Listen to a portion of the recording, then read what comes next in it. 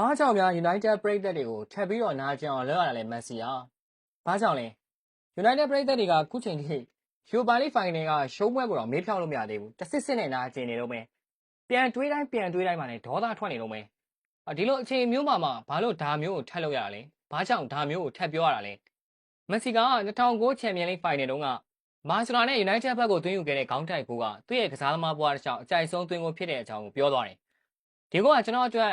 အထိပ္ပယ်အများကြီးရှိတယ်လို့တန်ဖိုးလည်းရှိပါတယ်။ဒါကြောင့်ချန်ပီယံလိဖိုင်နယ်မှာ United ဘက်ကိုသွင်းယူခဲ့တဲ့ဂိုးကကျွန်တော်အကြိုက်ဆုံးဂိုးပါပဲလေဗျာ။မန်စီနဲ့ဘာစီလိုနာရော United ကိုတော်ရုံပဲနှိပ်စက်ပါတော့ United ဟာဒီနှစ်ဖိုင်နယ်မှာရှုံးနေခဲ့တဲ့အတွက်2008ချန်ပီယံလိဖိုင်နယ်မှာ Chelsea ကိုအနိုင်ယူပြီးချန်ပီယံလိဖလားရရှိခဲ့ပြီးနောက်ပိုင်းကစားခဲ့တဲ့ဥရောပဖိုင်နယ်9ခုမှာတစ်ခုပဲနိုင်ခဲ့တယ်။2009နဲ့2011ချန်ပီယံလိဖိုင်နယ်မှာဘာစီလိုနာကိုရှုံးတယ်။2019မှာတော့ AJ ကိုအနိုင်ယူပြီးတော့ Europa လိဖလားကိုစုခူးခဲ့တယ်။ဒါပေမဲ့2021နဲ့2025မှာတော့ဗီလာရီယယ်နဲ့စပါးတို့အသီးသီးရှုံးနေပြီးဥရောပယူရိုပါလိဖလားကိုလက်လွတ်ဆုံးရှုံးခဲ့ရတာဖြစ်တယ်။တော်တော်လေးကိုနာကျင်စရာကောင်းလို့ပါတယ်ဗျာ။